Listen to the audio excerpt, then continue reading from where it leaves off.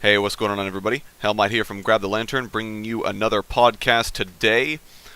Today, I kind of wanted to look at the Assassin Rework that's been all the rage over the last month or so, and do a bit of a post-mortem, I guess you'd say, on it. It's not really a post-mortem, obviously. A live game doesn't exactly ever die, or at least not right now. I hope League isn't dying today, but I did want to kind of look at how Riot approached the Assassin Rework, how it ended up releasing, and their balance philosophy going forward concerning the Assassin Rework. Because I think there's a lot we can learn here about both how League of Legends is balanced, and I think, in general, how Riot has kind of matured while doing these updates. So I don't think it's any secret that for a while Riot was pretty terribly bad at doing these reworks. The Juggernaut update in specific was an absolute clusterfuck, if you pardon my language. They picked 4 random champions, had 0 time to update them, threw buffs at them, for the most part ignored what the player base were saying, or in some cases, completely listened to everything they said, and in general, the Juggernaut rework, I think, almost caused more problems than it solved. Skarner is still not satisfying for Skarner mains to play, and he's not really a Juggernaut, he's really more of a Vanguard, trying to find flanks and pull people out of position. Mordekaiser was absolutely gutted. I'm still mad about what happened to that champion. Garen was released overpowered, and then they had to revert a lot of the changes they initially made to Garen. And Darius was definitely released out of line because he was pick or ban. He was, well, not pick or ban status, but he was very, very strong for Worlds out of absolutely nowhere. He hadn't been strong competitively, I think, in years, so it was a big deal. And naturally, there were lots of complaints leveled at Riot. The 80 carry rework was a little bit better, had its complaints. The mage rework was definitely, I think, our best positive rework, net positive rework. And so we finally come to the Assassin rework, which is a lot of people were scared for, myself included, because Assassins have historically proven to be very difficult to balance and design. And that's specifically because Assassins, by sheer virtue of their nature, aren't supposed to allow for counterplay. If an Assassin is doing their job well, they're pressing all their buttons on the enemy carry and killing them outright.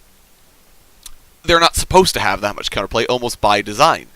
Because if they're not able to kill the carry, if they jump on the carry and the carry flashes away or uses a dash or crowd controls them or something, and they live, the Assassin is pretty much going to die, and then it's a 4v5 against the Assassin. So, the other issue with Assassins is that they have to have some reliability of actually getting kills in order to get ahead. And an Assassin that's behind is basically worthless, because they won't have the damage in order to actually kill anybody, and if they aren't killing anybody, Assassins don't bring anything else to the table. There's no other reason to pick an Assassin besides the fact that they killed everybody. Or at least, before the rework. So, going into this Assassin rework, people were scared because the mage update was basically just a flat buff to mages. I don't know that it necessarily solved the differentiation problems that mages had, so much as it just kind of threw a handful of buffs at them and said, have fun. So, people were scared, and rightly so, that the Assassin rework, we're doing a postmortem, but the Assassin rework was going to end up the same exact way. But Riot has learned from their mistakes. They made a lot of threads in advance talking about the current issues with the champions they were reworking and the direction they'd like to take them in, and even gave us a bit of a high-level overview of what might change. We were pretty sure early on, actually they said almost immediately, Katarina ward hopping is going away, for example. They said, we want LeBlanc to actually be a deceiver instead of just kind of hitting buttons on people and killing them. We want Talon to have an identity besides Assassin's Creed guy. I don't think they necessarily succeeded on that last point, but that was kind of, they made these threads to talk about in advance. They received a lot of feedback from people, and that was really nice. Now, Assassin Patch hits live, and I honestly think it was one of the most underwhelming reworks I've seen in a long time. Sure, people were playing Assassins more, but unlike the 80 carry rework, which had just 80 carries in every single role, the Juggernaut rework, where almost every single one of them were picked or banned, it was very tame. People didn't really change what they were playing. There were a few people experimenting, especially there were a lot of people playing Talon, but there weren't that many changes with that sort of thing that were going on. People just kind of played what they were going to play, which I think was partly because the Assassins did release balance, and partly because we've started to get used to these reworks, but that's neither here nor there.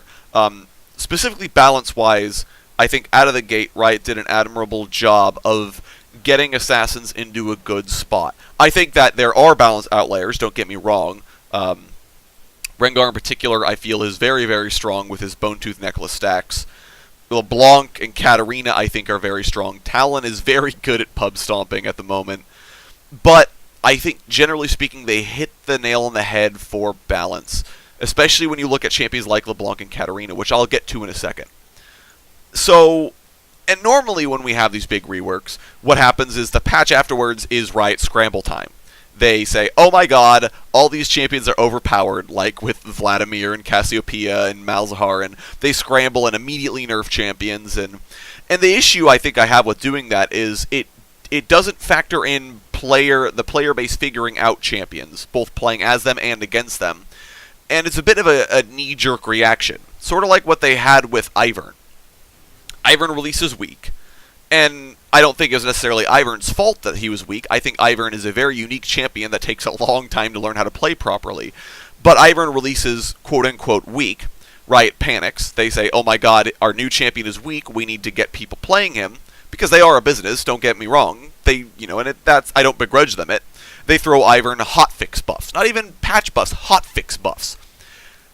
Then they patch buff him later.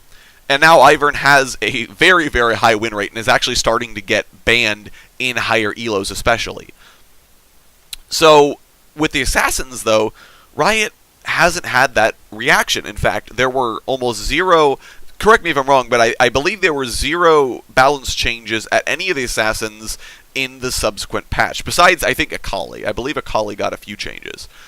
Which, that, a lot of people I think could have been mad at Riot for saying, why didn't you immediately nerf Talon? Why didn't you immediately nerf Rengar? Blah, blah, blah. Why is this happening? But Riot, I think, has learned and kind of understands that knee-jerking isn't good, especially with a high-profile rework like the Assassins. Now, Ivern, I think, makes a little bit more sense why they would fix him immediately. The Assassins, though, very high-profile rework. They know a lot of people have eyes on them, but they took their time, they waited, and they said, you know what? We're going to make sure we get this right.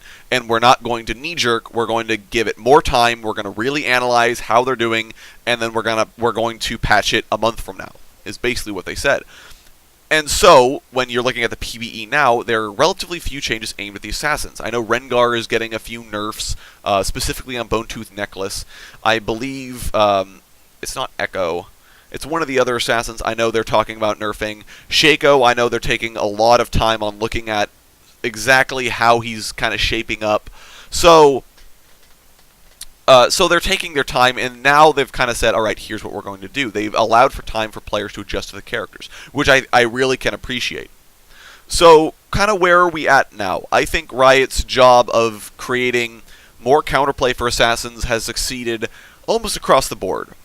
In this game that we're watching right now, actually, I do remember the LeBlanc tries to all-in me under tower, and I do have time to react. It's not a she pressed every button and I died scenario. I did have an opportunity to ensec her back into the tower with Emperor's Divide and kill her, which I do appreciate. I think that's great, and I think that it goes a long way towards resolving issues that I have with Assassins. Specifically that they have very little counterplay, they just kind of hit every button and you die and you don't have much time to react. Now, a lot of times, you kind of know they're going in on you and it's up to you to outplay them.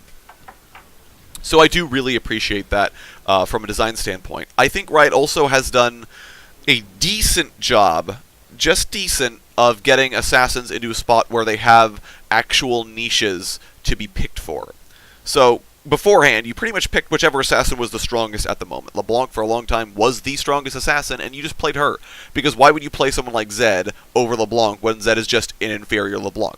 Riot had issues with this concerning like Graves and Lucian before as well, where Graves and Lucian were basically just inferior or superior versions of each other, depending on which one had received the most buffs or nerfs at the time. So, and that was a big deal. So Riot has done a decent job at rectifying that for the Assassin update. You're going to pick Zed if the enemy team has a high AD champion that you want to steal their shadow and get a ton of bonus damage. You're going to pick Rengar if you want the ability to stealth around and look for picks elsewhere. You're going to pick Fizz if you want more initiation. So I think they've done a decent job at that. Now, I do believe that Riot has left something to something to be desired with a lot of the assassins they've changed. I think there isn't much of a reason to pick Echo versus Akali versus LeBlanc versus Katarina at the moment, especially with how they've changed Katarina. I think they all pretty much do the exact same thing. And now, some of them have unique advantages. I think that LeBlanc, for example, brings global pressure with her new ultimate.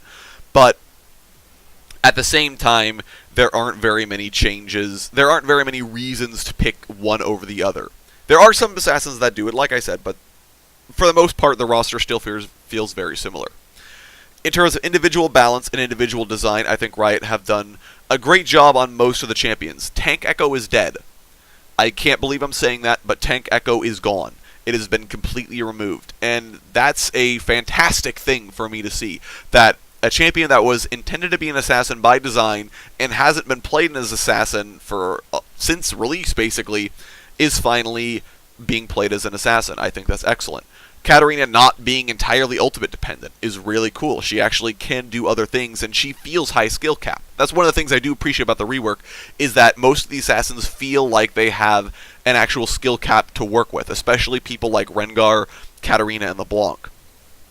Before, it didn't really feel like that in those champions, but now Rengar especially has to build his Fury in the middle of a fight after he leaps. He needs to use the empowered ability that he thinks will be better for the moment, instead of just whichever one gives him the most damage. LeBlanc has a lot of mind games she can play with opponents now. I think she has more options in lane and in team fights especially. Katarina obviously requires a lot of mobility and knowing where your daggers are and who to shun Poe to. There's a lot of really, really cool things that Riot did with the Assassin reworks to make them feel high skill cap, and so when you do die to an assassin, you don't always feel like, wow, I just died. You can kind of feel like, I got outplayed, which is really, really cool. So, my overall thoughts on the Assassin rework, I guess, would be that I think it's the first unqualified success that Riot's had. Now, obviously, professional play isn't happening right now, so we'll see what happens when the LCS starts up and Bjergsen immediately breaks LeBlanc. But I think at the moment, Riot has done a fantastic job with the Assassin rework, and I think that this is the first time they've had an unqualified success with a rework. No sticky asterisks like saying, oh, well, what about Vladimir? What about Quinn? What about Mordekaiser? I think across the board they did a decent job. So I hope to see that they do more of this in the future, and kind of take they've kind of taken some of the lessons they've learned before, and hopefully they apply it to a rework going forward, whether it's the Vanguards or Divers, which I believe are the next two that they're talking about doing.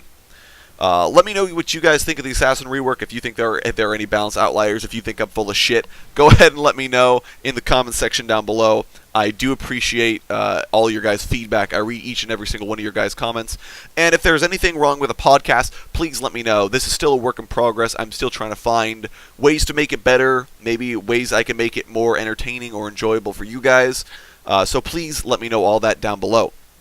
Additionally, if you enjoy the video, please drop a like. It does help me in what I do. If you want to see more, please hit that subscription button.